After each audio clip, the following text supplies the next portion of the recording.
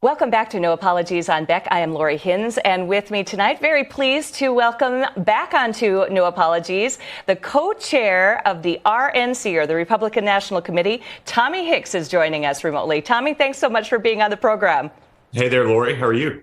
I'm good. I'm so glad that you're here. We're going to talk a little bit about some Republican things. First of all, I think what we should do, though, is talk about what's going on in the country. And what's going on in the country is inflation and rising prices, and especially gas prices. Well, it's a disaster across the board. This administration, Joe Biden's administration, has been a disaster from day one. They declared war on the American energy business. And I mean, you just can't make this stuff up. And right. So the American people are really upset right now. And you're seeing it across all the primaries. Republican turnout is stronger than we've ever seen before. So we're excited about November 8, 2022. Absolutely. Now, with regard to the gas prices and the long lines, that we saw in the 70s, the whole thing is going crazy. In fact, in California, I have seen gas prices that I just never thought I would ever see either. But what I like about what the Republican Party is doing is what they are doing is they're kind of going into it with, all right, this is an opportunity for us to register voters. I've seen it happen. Well, we need to remind people exactly what caused their pain. And whether it's high gas prices or empty shelves or a shortage of baby formula, it's because of this administration's lack of leadership and failed policies. And I think what we're going to do as the Republican Party is win back the House, win back the Senate, but also we're going to win back state and local races across the board all over the country. Now, I know that there are CEOs and there are companies that are really looking at what's going on with the economy, and it's all due to Bidenflation. I mean, it's all due to Biden's policies, obviously. But it seems to me that people are starting to get worried about the oncoming recession, and it's only going to make things worse in November, as I see it, for Democrats. Look, I don't have a crystal ball. I can't predict the economy. I hope there's not a recession that harms the American people. But what I can tell you is that the Democrat policies across the board have been a disaster, again, for the American people. And we have a chance in November to go make things right. And we're going to do that.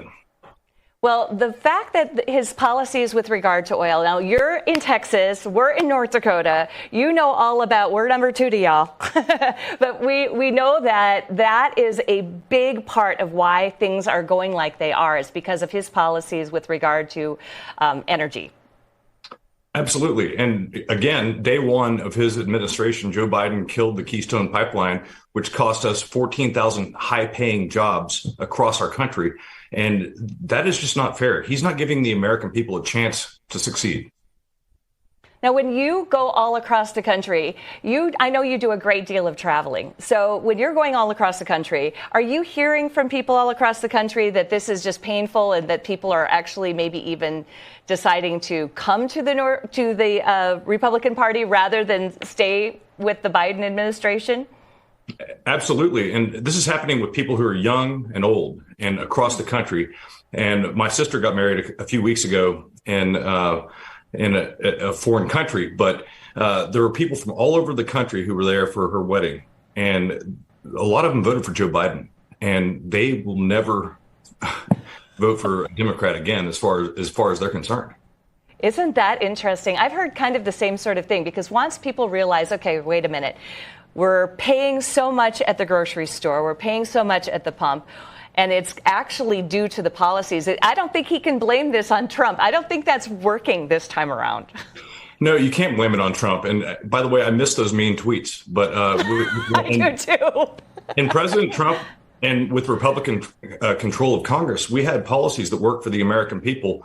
And when we win back the House and the Senate, and we win back school boards and city councils across the country, this November, we're going to be one step closer to taking our country back again.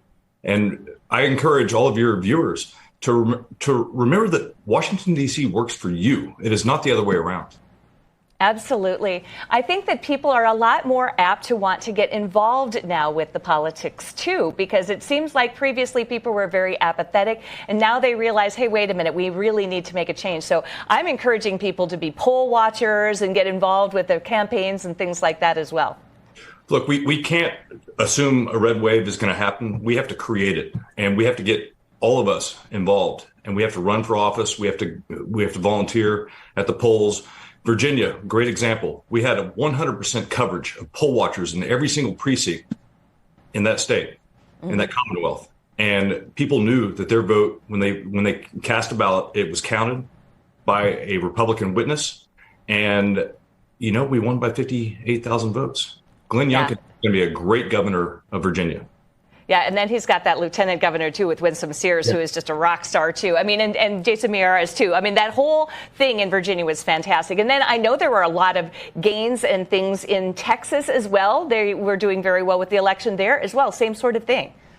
Well, yeah. I mean, in Texas, the Republican turnout was 500,000 more than Democrats. In Georgia, just last week, 450,000 more Republicans turned out to vote than Democrats.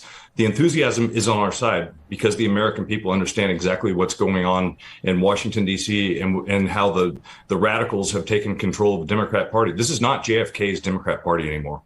No, that is very, very true. Now, on the Republican website, when I look at GOP.com, I see on there all sorts of press releases and news things. And RNC statement on Biden's meeting to discuss inflation, RNC statement commemorating Memorial Day, RNC statement on Memorial Day gas prices. And these things on the site are talking about what the people in the country are talking about. Well, look, the RNC is here to work and to win for Republicans. And we've been doing this since Joe Biden took office. And so our job is to build the infrastructure that we need to get Republicans across the board elected to office. And we're going to help save our country. And so we're going to be out there every single day working hard to get Republicans elected. And I really appreciate your leadership in North Dakota. Well, thanks so much for that. Now, I also now you mentioned this earlier, too, but I like the fact that the Republican Party is looking at helping people from the school board level to city commissions to county commissions, things like that, all the way top to bottom, rather than just focusing on a few things. It's a holistic approach, really, isn't it? Well, if you're a Republican, you are our client for free. So whether you're running for Senate, House, school board, city council, we're going to build the infrastructure for you to win.